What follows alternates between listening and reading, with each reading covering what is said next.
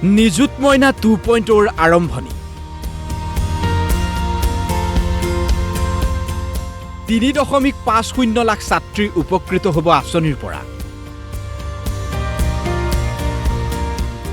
আৰম্ভণি অনুষ্ঠানত 4খন জিলাৰ ছাত্ৰীলৈ আঁচনিৰ ধন 10 লাখ ছাত্ৰীক উপকৃত কৰাৰ লক্ষ্য মুখ্যমন্ত্ৰীৰ নিযুত মইনা আঁচনিয়ে 3,50,000 ছাত্ৰীক সামৰি লৈছে আজিৰ অনুষ্ঠানতে মই নতুন কৰি পলিটেকনিক আৰু ডিগ্ৰী থাৰ্ড ইয়াৰ বা 5th সেমিষ্টাৰত যিসকল ছোৱালীয়ে শিক্ষা গ্ৰহণ কৰিছে আৰু ITI যিসকল ছোৱালীয়ে প্ৰশিক্ষণ লৈছে তেওঁলোকৰ বাবেও নিযুত মইনা আঁচনি ঘোষণা কৰিছে ইয়াৰ ফলত এই বছৰ নিযুত মইনা আঁচনিৰ পৰিসৰ আৰু 1 লাখ বাঢ়িব অৰ্থাৎ প্ৰায় 4.5 লাখলৈকে আমি গৈ পাবগৈ পাৰিম আমি আমাৰ লক্ষ্য যেতিয়ালৈকে 10 লাখ ছোৱালীয়ে নিযুত মইনা আঁচনিৰ জৰিয়তে শিক্ষা গ্ৰহণৰ সুবিধা নাপাব তেতিয়ালৈকে আমি আমাৰ লক্ষ্যত আগুৱাই গৈ থাকিম সৰুসজাইত আড়ম্বৰপূৰ্ণভাৱে মুখ্যমন্ত্ৰী আৰম্ভ কৰিলে নিযুত মইনা 2.0 নিযুত মইনা আঁচনিৰ জৰিয়তে উচ্চতৰ মাধ্যমিকৰ পৰা স্নাতকোত্তৰ ছাত্ৰীয়ে মাহিলী লাভ কৰিব ধন উচ্চতৰ মাধ্যমিকৰ ছাত্ৰীলৈ মাহে 1000 টকা স্নাতকৰ ছাত্ৰীলৈ 1250 টকা স্নাতকোত্তৰ ছাত্ৰীলৈ 2500 টকা এই আঁচনিত অন্তৰ্ভুক্ত ছাত্ৰীসকলে শিক্ষাৰ খৰচৰ বাবদ এই ধন লাভ কৰিব 10 মাহৰ বাবে প্ৰতি মাহৰ 10 তাৰিখে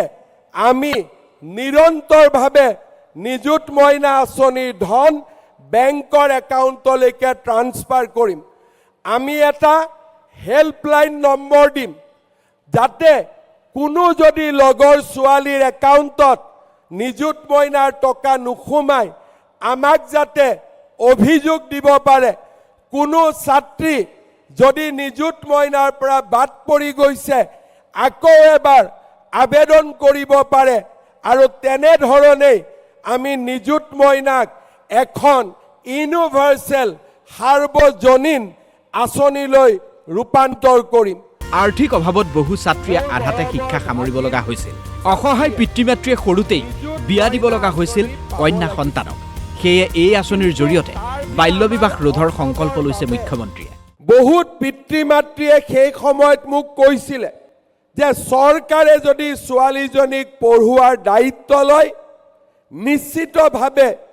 মই মোৰ কন্যা সন্তানটিক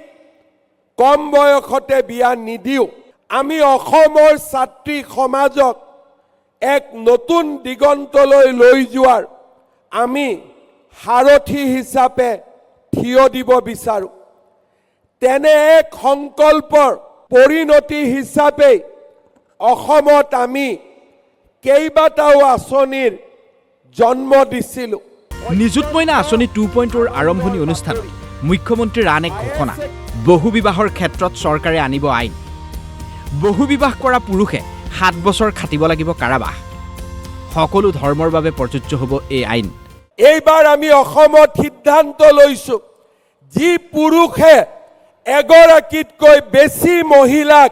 বিয়া কৰায় সি যি ধৰ্মৰে নহওক কিয় 7 বছৰ জেলত থাকিব লাগিব তাৰ বিকল্প আৰু একোৱে হ'ব নোৱাৰে সি যি ধৰ্মই নহওক কিয় বোলে মোৰ ধৰ্মই তাক অনুমতি দিয়ে আপোনাৰ ধৰ্মই অনুমতি দিব কিন্তু হিমন্ত বিশ্ব শৰ্মা বিজেপিৰ চৰকাৰে কাকোৱেই দ্বিতীয় বিবাহৰ বাবে তৃতীয় বিবাহৰ বাবে অনুমতি নিদিব এইখন অসমত নাৰীৰ মৰ্যাদা ছোৱালীৰ মৰ্যাদা আমি শেষ পৰ্যায়লৈকে ৰক্ষা কৰিম মুখ্যমন্ত্ৰী হিমন্ত বিশ্ব শৰ্মাৰ আন এক ঘোষণা ফেব্ৰুৱাৰীত ছাত্ৰীসকলে পাব আন এক ভাল খবৰ কেমেৰা পাৰ্চন বিমল দাসৰ সৈতে ইমৰান হুছেইনৰ ৰিপৰ্ট DY365